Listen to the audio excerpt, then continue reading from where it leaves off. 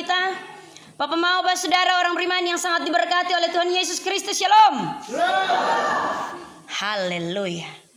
Ini hari majelis pengsuara paling besar. Luar biasa. Suatu sukacita bahwa beberapa pekan kita tidak berjumpa.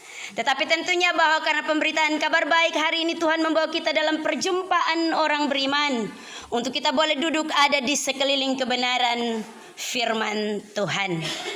Papa mama saudara orang beriman, kita mungkin saja pernah ada dalam suatu keadaan yang terdesak atau sangat sulit. Dan tentunya bahwa dalam situasi yang demikian kita sangat membutuhkan solusi, membutuhkan jalan keluar, membutuhkan jawaban. Bahkan karena hal itu kita juga dituntut untuk kemudian mengambil keputusan yang kemudian membawa kita untuk menentukan ya atau tidak. Hanya ada dua hal pilihan, ya atau tidak. Terima atau sonde, berkompromi atau jangan. Ini keadaan sudah terdesak. Mau sonde mau harus cari dia pun jalan keluar. Mau sonde mau harus backing. Apalagi kalau itu merupakan hal-hal yang sangat prinsipil. Orang akan gegabah dengan mengambil keputusan-keputusan walaupun itu keputusan yang fatal. Bahkan terkadang bahwa kita akan diperjumpakan dengan hal-hal yang instan yang ditawarkan.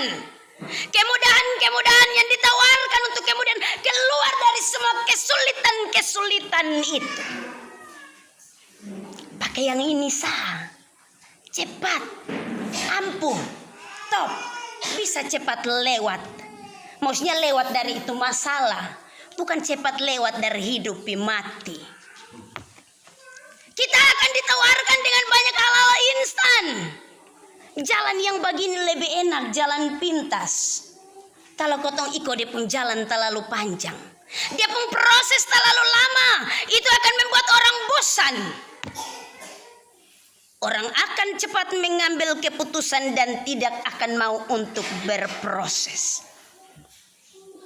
Bapak mama saudara orang beriman yang sangat diberkati oleh Tuhan Yesus Kristus dengan kebenaran firman-Nya.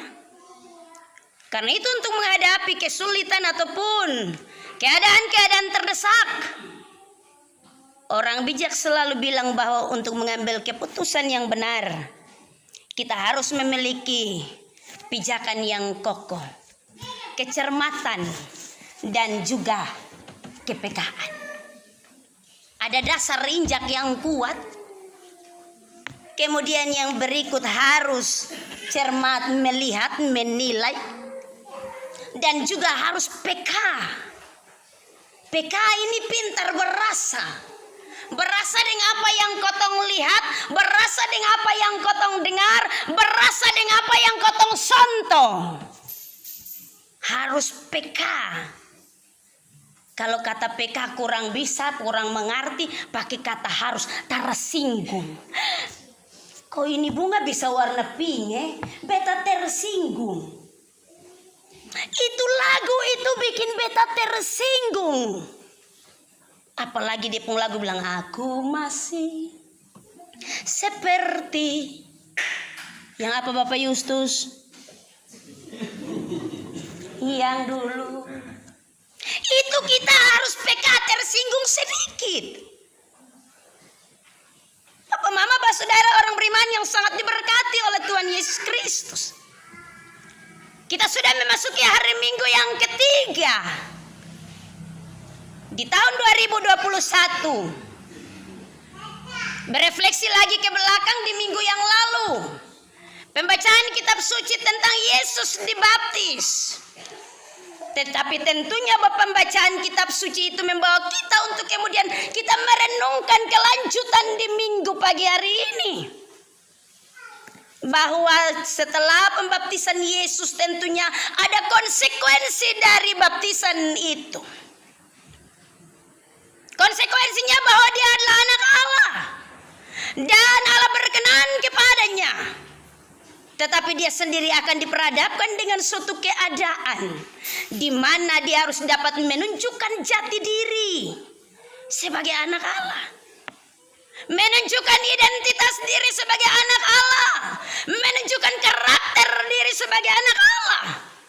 Menunjukkan wibawanya sebagai satu-satunya anak Allah. Karena itu Allah sendiri membawa dia ke tengah-tengah pergumulan yang berat. Pergumulan di tengah-tengah padang gurun. Kalau mau ngomong Yesus punya kuasa. Satu-satunya anak Allah, dia bisa bilang, Bapa, jangan bawa pisana. Itu tempat terenak. Itu tempat terbaik. Di sana hanya nanti ada kesulitan, kesukaran, penderitaan. Dan beta sonde mau dibawa ke sana. Kalau dia mau menjaga wibawa sebagai anak Allah, kalau dia membawa dirinya dalam jati diri sebagai anak Allah, tetapi tentunya bahwa ini konsekuensinya. Sebagai anak yang dikasihi Allah, dia harus ada di tengah-tengah padang gurun dunia yang berdosa, bergumul bergelut bersama-sama dengan apa yang ada di dalam dunia, yaitu dosa. Kata firman Tuhan, Bapak mau saudara orang beriman, Yesus yang penuh dengan Roh Kudus kembali dari Yordan lalu dibawa oleh Roh Kudus ke padang gurun. Yesus yang penuh dengan Roh Kudus, artinya bahwa ketika dia dibawa ke padang gurun dengan suatu kekuatan istimewa. Pak Mama, Pak Saudara orang beriman, dia dibawa ke padang gurun untuk dicobai. Kata firman Tuhan, di situ ia tinggal 40 hari lamanya dan dicobai oleh iblis. Selama di situ ia tidak makan apa-apa, dan sudah waktu itu ia lapar. Kita sementara ada di tengah-tengah padang gurun dunia, diperhadapkan dengan berbagai-bagai keindahan, kemewahan, keinginan, berbagai-bagai tawaran yang begitu luar biasa. Bapak, Mama, Pak Saudara orang beriman, hal itu terjadi pada diri Yesus dalam suatu keadaan dan juga di mana dia perlu untuk menunjukkan identitas diri, jati diri, dan juga dia perlu untuk menunjukkan legalitasnya sebagai anak Allah. Dia dibawa ke padang gurun, tetapi juga dalam hal itu bukan hanya semata-mata supaya kualitasnya diuji, tetapi dalam hal ini juga tentunya bahwa Yesus memberikan bagi kita strategi. Strategi ini sama seperti orang perang tahun 45. Dia pun nama perang gerilya. Jadi orang sudah pakai steng wasko jalan kiri kanan. Musuh di mana pakai strategi. Lu di sana, beta di sini. Tembak. Sama kayak yang sekarang yang anak muda dong hobi dengan itu. Game FF, Free Fire. Pakai strategi. Kalau omong FF begini, semua anak muda bilang, Allah. Biar son makan. Begitu kalau mama panggil, iya FF. Lihat kawan cuma macam ke FF. Sana. Begitu kalau kotong tanya lu pun nama siapa, dia bintang, bingung tanganga. Karena lebih banyak pakai strategi FF. Amin yang muda-muda. Amin. Bilang amin saja, tidak apa-apa. Kalau itu benar pun berdoa minta ampun ini hari sudah. Yesus memberikan suatu strategi yang begitu luar biasa. Gambaran pencobaan di padang gurun adalah suatu gambaran, suatu model peperangan yang harus dihadapi bukan hanya oleh Yesus anak Allah, tetapi juga dihadapi oleh orang-orang percaya. Peperangan melawan iblis merupakan hakikat bagi setiap orang percaya. Karena itu anak sekolah minggu pun lagu, iblis itu musuh kita. Ini hari anak sekolah minggu son menyanyi. tentunya bahwa kita diberikan strategi. Hakikat kita adalah bahwa iblis merupakan musuh yang harus dilawan. Iblis akan melihat titik-titik kelemahan manusia yang tentunya ada hubungan dengan keinginan-keinginan kedagingan. Bapak PJ, dia bilang begini. Itu PJ itu duduk di belakang mimbar. Tapi kalau soal botil mese, beta tahu itu jurus paling top. Amin. Bendahara itu kalau di gereja dia pekerja baca Alkitab. Tetapi kalau soal zergen mese, itu dia pun mau. Yang muda-muda itu hobi pipa pesta. Karena itu kalau begitu ada undangan beta tahu dong itu rombongan pesta. Tapi coba kalau pi gereja, sonde ada rombongan gereja. Kalau pipa pesta orang baku ajak, baku eki, woi jalan suko. Ma coba kalau pi gereja, son barangnya ada yang baku eki. Amin. Biar laki mau tidur sampai jam 9 Judi bilang, biar kau bak tidur, jangan bak eki sang dia. Dia capek. Biar bakso angkat parang pi di kabong ju. Jangan bak eki bab tua teh jagung. Ini hari nanti sonde dapat tofa. Jangan bak eki. Iblis memperhadapkan kita dengan keinginan-keinginan jasmani. Karena itu tentunya bahwa Allah Bapa membawa Roh Kudus, membawa Anak Tunggal Allah ke tengah-tengah padang gurun. Untuk kemudian mengingatkan kita bahwa kelemahan kita itu yang menjadi celah bagi iblis. Untuk kemudian dia dengan segala strategi melemahkan iman kita. Amin. Karena itu yang enak itu jangan dipandang enak Itu sama seperti lagu bilang manis di bibir, sapotong Sebentar itu kotong menyasar terhabis-habis. Pakai lagu sakitnya tuh di sini. Soal iblis mengetahui kelemahan-kelemahan kita. Karena itu diawali pada bagian ayat yang kedua hingga ayat yang keempat. Saya minta satu majelis baca kasih kita dulu. 2-4. Kalau bisa berdiri baca dengan suara keras. Situ ia tinggal 40 hari lamanya dan dicobai iblis. Selama di situ ia tidak makan apa-apa dan sesudah waktu itu ia lapar. Lalu berkatalah iblis kepadanya, jika engkau anak Allah, suruhlah batu ini menjadi roti. Jawab Yesus kepadanya, ada tertulis, manusia hidup bukan dari roti saja. Mama stop di situ, jangan lanjut Mama. Beta bilang sampai ayat 4 saja. Titik kelemahan manusia ada pada perut. Kalau kampung tengah semua ngamuk, lihat bini sama kehan. Tuh. Kalau kampung tengah sonde beres. Dan kemudian masuk naik di otak. Dia lihat isi rumah sama keset. Titik kelemahan kita ada di perut. Sonde makan kelaparan, sonde makan mati, sonde ada makanan orang tidak bermartabat, sonde ada makanan orang bisa baku bunuh, sonde ada makanan orang bisa pancuri di orang pun kebun. Sonde ada makanan orang dapat membanding-bandingkan satu dengan yang lain. Kalau di pengisi meja penuh, dari ujung pi ujung Sabang sampai Merauke, mulai dari ikan, daging ayam, daging kambing, daging babi, daging sapi, seterusnya. Piko hanya pakai daging tunjuk saja begini. Kotong kalau makan pukul perut pica. Yang sonde ada bilang kotong kalson makan pukul perut babunyi. Amin.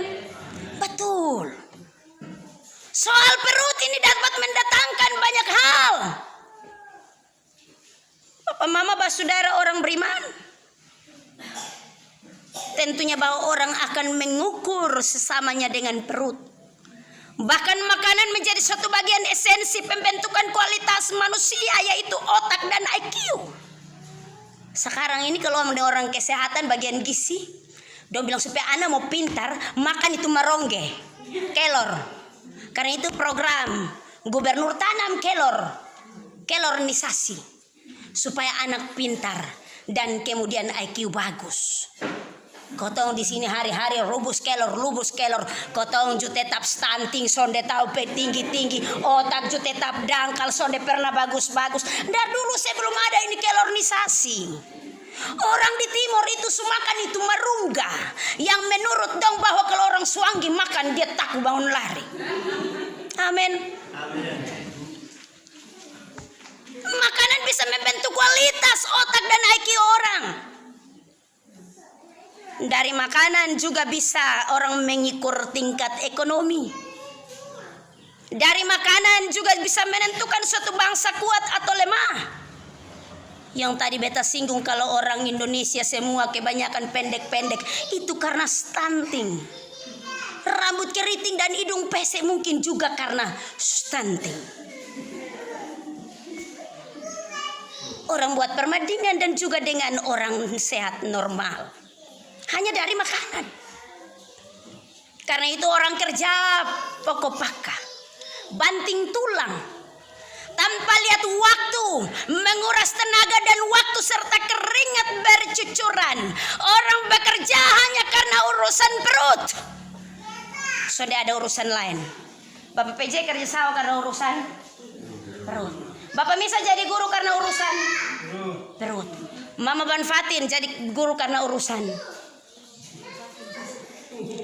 perut.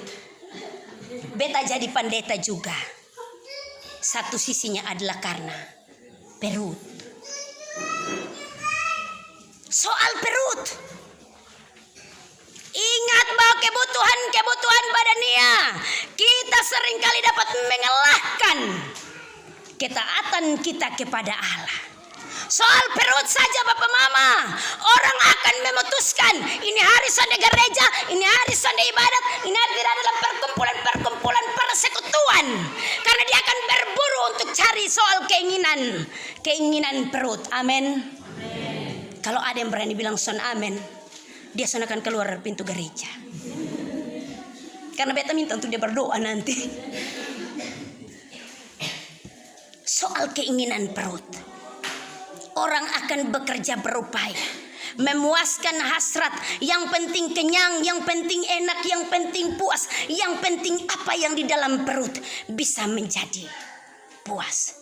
Tapi ingat, kadang-kadang soal perut itu orang yang banyak makan bisa mah, orang yang sedikit makan juga bisa mah. Karena itu jangan ambil keputusan untuk makan terlalu banyak dan makan terlalu sedikit. Jangan ambil keputusan untuk sedikit-sedikit makan atau makan sedikit-sedikit. Nanti jadi soal.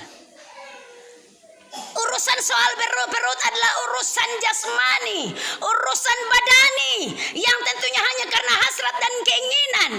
Orang timur itu makan yang penting petas, kenyang. Tetapi kalau orang di seberang timur, dia ngomong soal cita rasa, bukan soal enak di perut. Papa mama saudara orang beriman, itulah kebutuhan jasmani perut, bukan hanya soal makan. Karena jangan sampai kau tahu pemikirannya ini hari waktunya omong soal makan. Gambaran ini mau menunjukkan ada banyak hal keinginan dan hasrat kita manusia. Sekarang ini lagi tenar belanja online. Pendeta juga kalau pegang HP itu, woi, harga lo harga, merek lo merek. Siapa yang ada nonton woi, pengetahuan dong juga ada semua ini belanja online. Menawarkan banyak hal, menggiurkan, mempesonakan, dan kemudian kita tergiur kepada hal-hal yang berbau kebendaan, memuaskan keinginan dan hasrat. Kalau yang di sana RW online 5 nah beta di lain 7 kode 8. Amin. Ini firman ini hari datang ini pokok kena pendeta dan di majelis dong. Orang menjadi merasa tidak puas dengan apa yang dimiliki. Semakin melihat semakin dengan berkeinginan dan keserakahan untuk mengenyangkan diri dengan belanja online. Amin mama-mama dan nona-nona. Amin. Saya stop di situ. Lebih memilih suatu yang menghasilkan. Tadi beta susingkung. Hari Minggu orang tetap angkat parang pacul tembilang menuju ke kebun. Begitu kalau pendeta lewat dengan motor dan naik ketemu di jalan raya. Dia pun lagu di jalan kuku diiring. Pakai lagu di jalan kuku diiring. Kita salam dia selalu. Dia tidak akan jalan di tepi jalan raya, tetapi dia akan ambil di tepi-tepi lunak. Karena apa? Kita lebih memilih sesuatu yang menggiurkan, yang menghasilkan. Angkat motor ojek ini hari son ada doi kebutuhan beli beras, gas. Padahal lonceng gereja mungkin 50 kali. Karena dia bilang ini hari harus dapat doi. Kebutuhan ini hari harus dipenuhi. Pasti berjalan juga berdoa, Tuhan tahulah. Jadi begitu kasih Tuhan bemu pi ojek. Ini hari dapat Jalan sudah 1-2 kilo, sampai 1 kilo, 1 meter ban picca. Tak uju juga pala busi juson jelas lain. Star 5 kali, 6 kali juson berbunyi. Tin motor suka napa le 6 le. Orang akan memilih yang tentunya menjadi kebutuhan pagi. Angkat sakopi pasir. Itu terjadi di Mio. Peta pulang dari perjamuan. Peta lihat orang lain ada kebaktian, persiapan perjamuan kudus. Yang lain ambil kopi skop di stafel pasir sana. Peta saya bilang, hai anggota Sidi, ma dia son tahu yang ini besok mau perjamuan, orang ada menyanyi di sana, hormat bagi Allah Bapa, dia hormat ini pasir.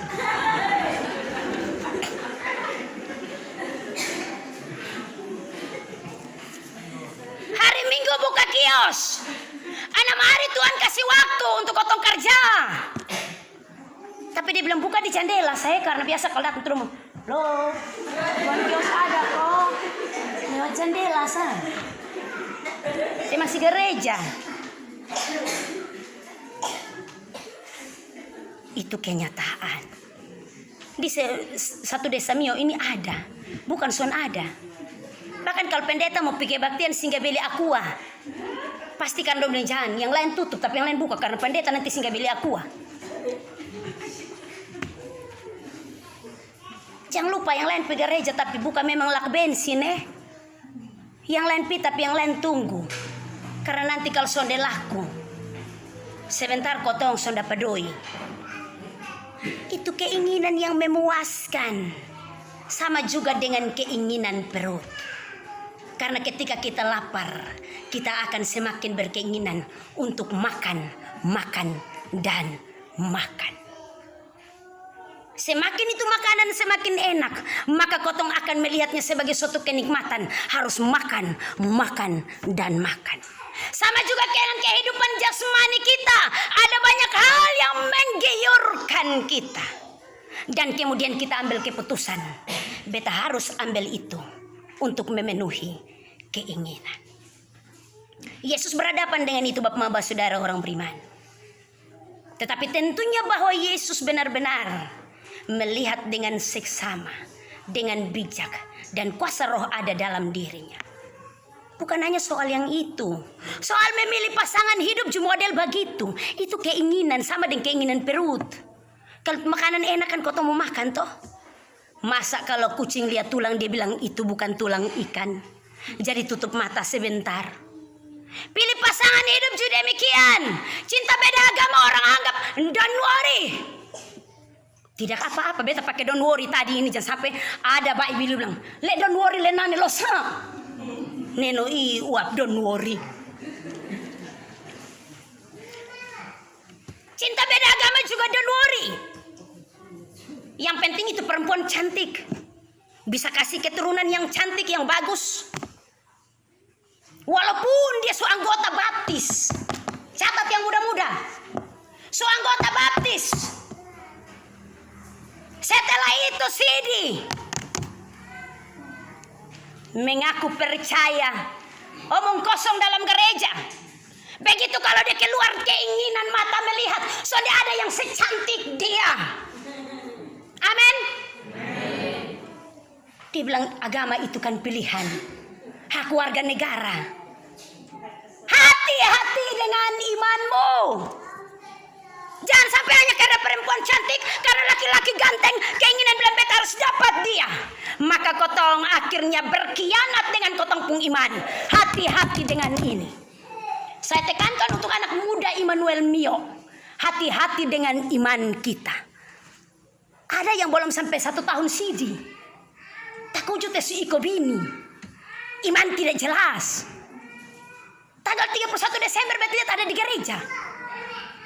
Tapi coba pilih dia iman apa?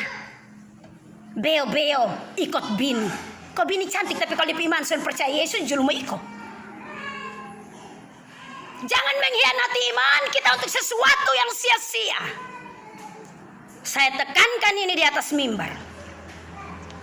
Jangan waktu sini, ma pendeta tadi itu lagu saya bilang Yesus itu, aduh terlalu sih. Menangis mas kekeduk, air mata dengan ingus mencampur jadi satu. Tetapi setelah itu dia pun iman dibawa kemana? Menyangkali imannya demi pekerjaan, demi suami, demi istri, demi pasangan hidup. Dia lebih menggiurkan yang sia-sia. Dan kemudian meninggalkan yang sejatinya. Papa mama pak saudara orang beriman. Dan banyak hal lain yang akan membuat orang berkompromi. Dengan tawaran-tawaran yang instan, yang enak, yang cepat, yang menggiurkan, yang menyenangkan pendengaran mata dan juga apa yang dirasakan. Orang akan tergiur. Memilih untuk mengubah batu menjadi roti. Memaksakan diri mengubah batu menjadi roti. Itu mustahil. Orang kalau ada di Arab sana dia sambil naik unta dia omong mustahil. Mustahil itu berarti bahwa sia-sia soalnya akan jadi. Karena itu jangan paksa diri untuk ubah batu menjadi roti. Bapak mama saudara padahal dalam hal ini Yesus sanggup dan bisa. Amin. Yesus sanggup dan bisa. Tetapi dia menyadari benar bahwa Allah tidak menghendaki hal itu. Allah tidak menghendaki hal itu. Dia lebih berpegang kepada ketaatannya. Karena dia dipenuhi dengan Roh Kudus. Sekalipun dia bisa mengubah batu menjadi roti, dia tidak melakukannya dan mengatakan hidup kita tidak bergantung dari apa yang menurut kita baik dan indah. Amin. Hidup ini bergantung pada kekuatan dan anugerah Allah. Yang kedua, saya minta majelis di sebelah kiri saya. Ayat yang ke-5 hingga ayat yang ke-8. Pasal 4 ayat yang ke-5 dan ayat yang ke-8. Sampai ayat yang ke-8. Ayat yang ke-8. Kemudian ia membawa Yesus ke suatu tempat yang tinggi, dan dalam sekejap mata ia memperlihatkan kepadanya semua kerajaan dunia. Kata iblis kepadanya, segala kuasa itu serta kemuliaannya akan kuberikan kepadamu, sebab semuanya itu telah diserahkan kepadaku, dan aku memberikannya kepada siapa saja yang kukehendaki. Jadi jikalau engkau menyembah aku, seluruhnya itu akan menjadi milikmu. Tetapi Yesus berkata kepadanya, ada tertulis, engkau harus menyembah Tuhan Allahmu, dan hanya pada Dia sajalah engkau berbakti. Terima kasih. Iblis tahu benar bahwa kotong manusia suka yang begitu. Suka dapat tempat duduk di depan, bukan sendiri cari tempat di depan. Kalau pi pesta itu semua orang akan cari tempat di depan supaya Tuhan pesta lihat. Oh. Tetapi kalau datang di gereja, orang sana akan cari tempat di depan. Tetapi pada umumnya juga bahwa orang suka dapat tempat di depan. Orang suka popularitas, orang suka berkuasa, orang suka untuk dihormati dan disegani, orang suka untuk dipuji. Makan puji. Orang suka yang begitu. Dan iblis tahu ketempung karakter yang begitu. Dia tahu benar karena dia memiliki karakter itu. Kesombongan, keangkuhan, popularitas, mau untuk dihormati dan mau untuk berkuasa. Dia tahu bahwa karakter itu ada dalam diri manusia. Dan dia tahu benar bahwa yang manusia kejar adalah itu. Yang manusia kejar adalah itu. Kalau dia tidak mendapat tempat duduk di depan, dia pikiran minta ampun. Kalau orang jalan kosong dia salam. Ini hari dia pun hati tenang. Wih, manusia satu dia sampai manusia besar begini ada berdiri di sini di santo salam. Apalagi kalau yang lewat itu pendeta. Wih, itu jemaat dia buka bangkas. Dia santai betul pendeta. Kita mau untuk dihormati. Bikin apa-apa mesti pikir naau. Karena kau bilang itu kebiasaan, adat dan budaya. Tapi hati-hati kalau mendarah daging itu jadi karakter buruk. Kita mau untuk kita dihormati. Tetapi jarang juga untuk memberi hormat. Kita mau untuk berkuasa. Tetapi kita tidak memberi diri dengan legowo untuk merangkul dan melayani. Kita hanya pakai kuasa. Beta yang ngomong ini mesti ikut ke beta. Jangan usah ikut dan cari hal. Jadi biasa kotong pakai kotong pun kuasa. Beta ini bapak dalam rumah kepala keluarga. Satu-satunya kepala yang tidak dapat dimutasikan dalam hal apapun juga. Hanya kepala keluarga. Karena itu pakai kuasa sebagai kepala keluarga. Mama justru dia mau kalah. Dia pakai kuasa sebagai leher keluarga. Bapak kepala, tapi saya ini leher keluarga. Dan hanya leher saja yang bisa goyang-goyang kepala. Karena itu kepala harus ikut leher. Amin.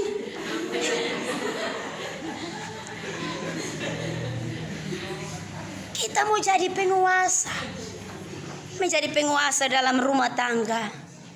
Menjadi penguasa di gereja. Beta yang ngomong dong harus dengar ya. Son dengar semua.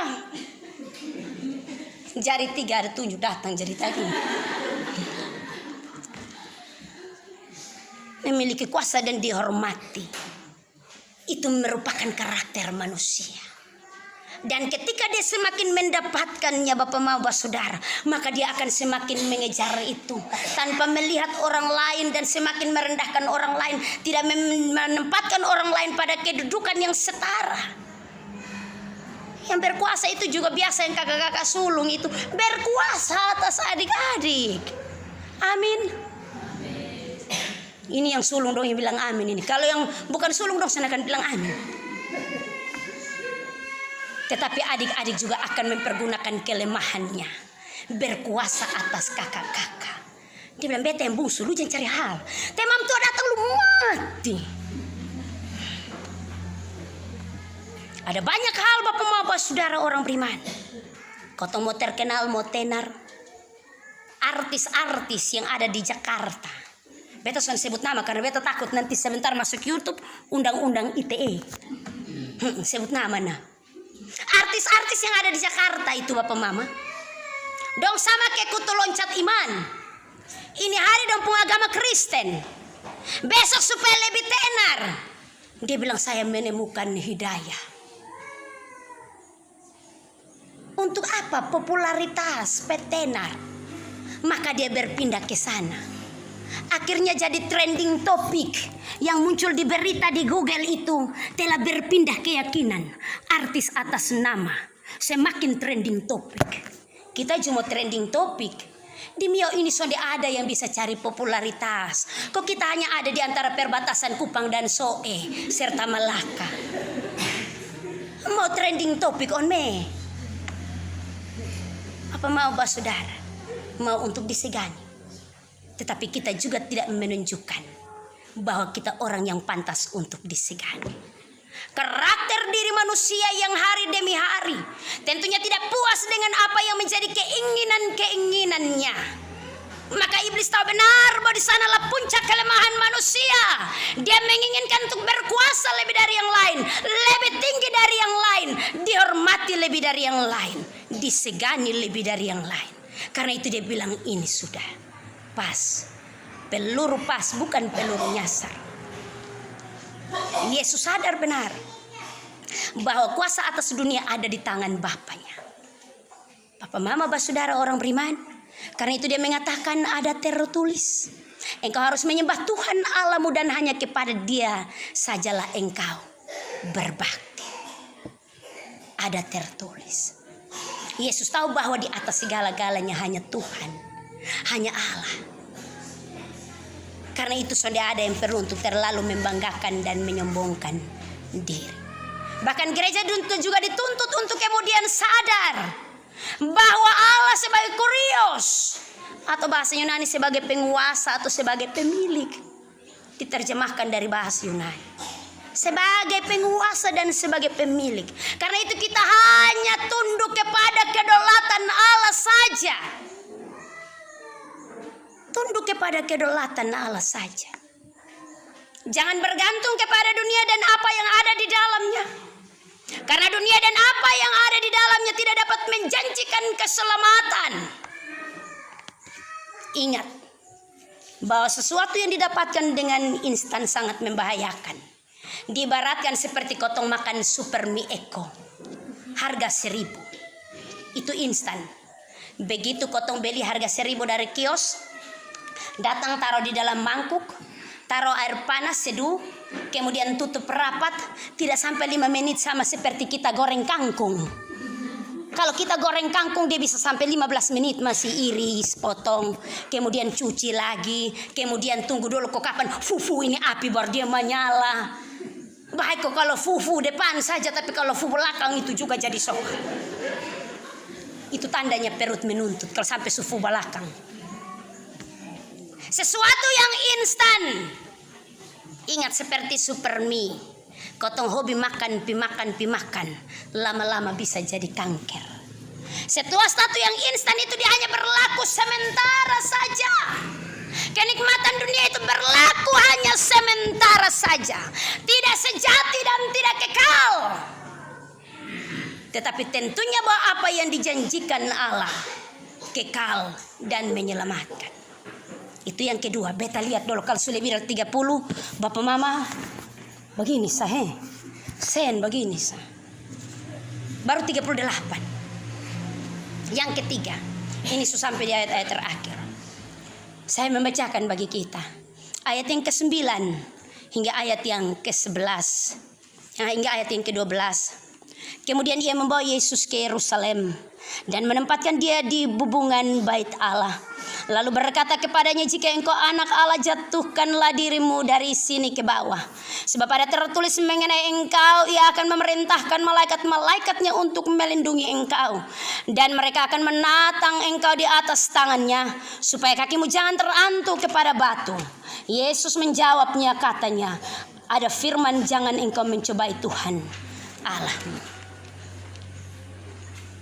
Iblis tahu benar bahwa kita sering mengukur Tuhan dengan apa yang ada pada diri kita.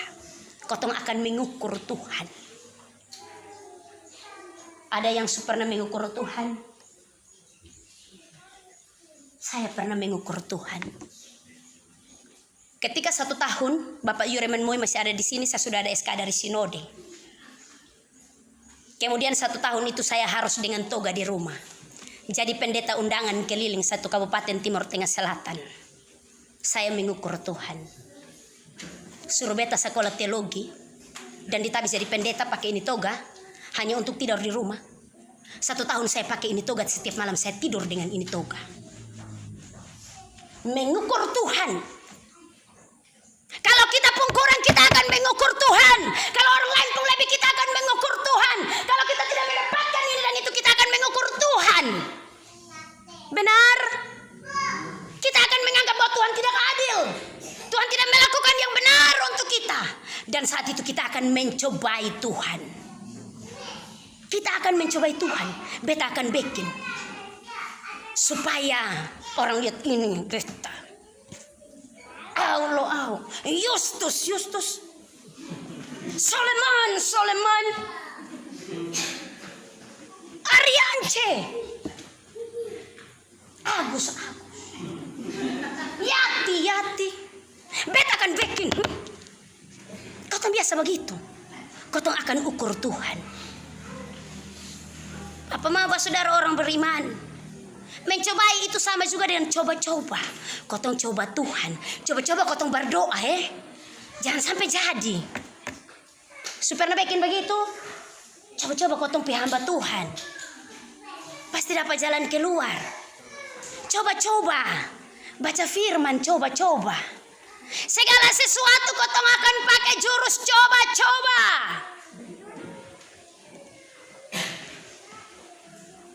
Yang dituntut adalah bagaimana kita memahami rencana Allah dalam kehidupan kita. Bukan soal coba-coba.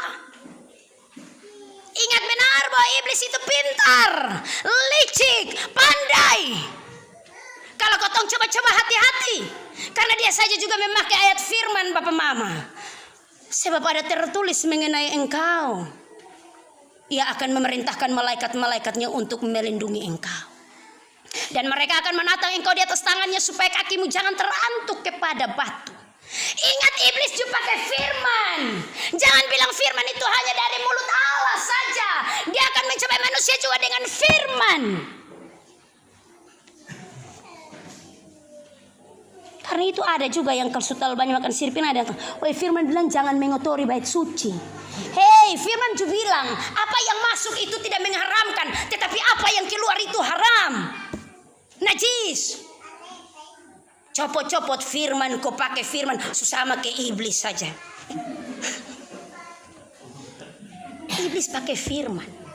Karena itu hati-hati. Bapak Mama kalau khotbah terlalu panjang, Bapak Mama saya Iya, karena biasanya 10 sampai 15 menit. Iblis juga pakai firman. Karena itu kotong juga hati-hati. Jangan sampai juga kotong pakai firman untuk kemudian mencobai Tuhan. Begitu kalau sutua rambut putih kau sakit-sakit, kau pakai firman. Dalam janji firman Tuhan, Dia akan menggendong sampai putih rambutmu. Kalau begitu sakit, pakai firman Mazmur pasal 91. Dia akan menjauhkan engkau dari penyakit sampar. Jangan pakai firman. Karena kalau kau tahu pakai firman, jangan lama kau jadi iblis. Ingat, iblis pakai firman untuk mencobai anak Allah. Apalagi kotong yang bukan anak Allah. Hati-hati. Bapak Mama, saudara orang beriman yang sangat diberkati Tuhan. Jangan mencobai Tuhan dalam hal apapun juga. Entah baik dan tidak baik, entah baik atau buruk, entah dalam keadaan tidak menyenangkan sekalipun. Allah memiliki rancangan yang baik bagi kita. Dia tidak pernah keliru, karena itu jangan pernah mencobai Dia. Jangan pernah mencobai. Ketika kita mencobai Dia, maka Dia akan membawa kita berjalan panjang di tengah-tengah padang gurun. Dan kemudian kita akan menjadi letih, tidak berdaya di sana. Supaya sampai di sana kita melihat kelelatan Tuhan, bergantung kepada Tuhan. Jangan mencobai Dia. Yang terakhir, cara untuk keluar dan menang atas pencobaan.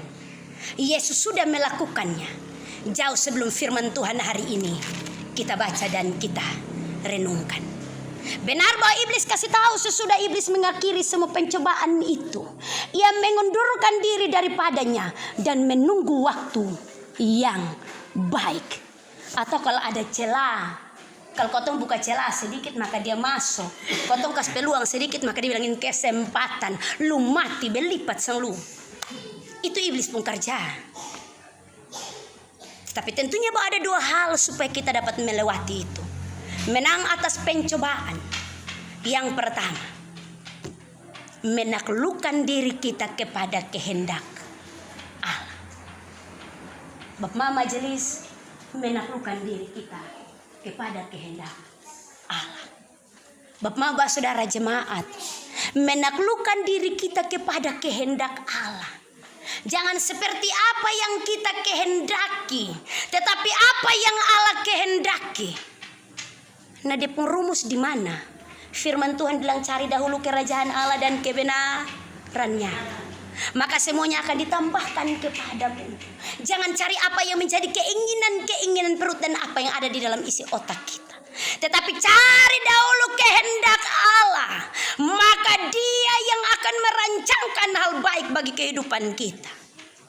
Cari Allah dahulu. Jangan cari yang sia-sia. Jangan cari di pasir, jangan cari di kali dulu, jangan cari di kobong dulu, jangan cari di luar perbatasan Mio Batu Putih dulu. Cari yang di sini. Kita akan menemukan apa yang Allah rancangkan bagi kita. Tidak akan keluar. Dia telah merancangkan jauh sebelumnya. Yang kedua, beta lihat banyak yang jenuh. Terakhir ini, baru 46 menit. Yang kedua, untuk menang atas pencobaan, dia pun rahasia hanya satu saja. Mau kau bekas tahu? Mau kau bekas tahu? Dia pun rahasianya ada di ini buku hitam. Baca firman Tuhan tiap hari. Ini senjata yang begitu luar biasa.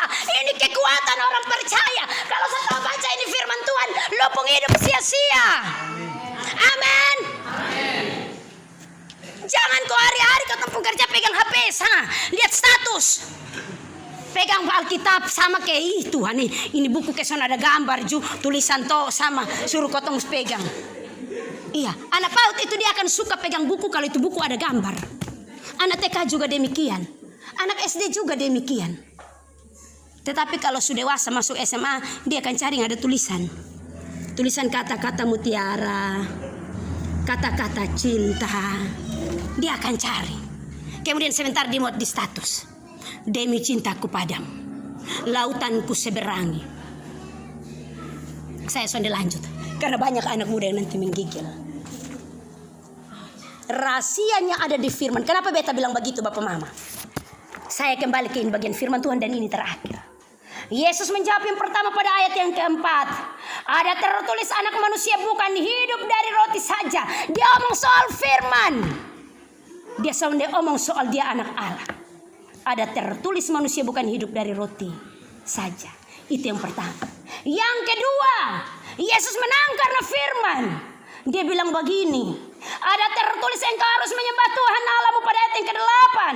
Dan hanya kepada Dia sajalah engkau berbakti. Hanya karena firman. Yang ketiga, Yesus menang atas iblis, atas pencobaan hanya karena firman. Yang ketiga ayat yang ke-12 dia bilang begini. Ada firman. Jangan engkau mencobai Tuhan Allah. Jangan engkau mencobai Tuhan Allah. Semua kembali kepada firman yang menghidupkan, yang menguatkan, yang memberikan jalan keluar, tetapi juga yang membawa kita kepada rancangan-rancangan Allah dalam kehidupan kita. Bapak saudara orang beriman, kita sudah ada di minggu kedua setelah Epifania. Tetapi kita juga sementara ada di padang gurun kehidupan. Pergumulan di tahun 2022 masih terlalu panjang. Ada banyak hal yang akan diperhadapkan dan harus kita gumuli. Kita tidak tahu kita akan sampai di mana ini perjalanan.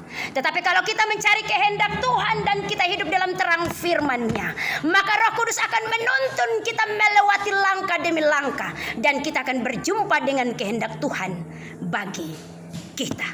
Tuhan memberkati kita dengan terang firman-Nya. Terpujilah nama Tuhan Allah kita. Amin.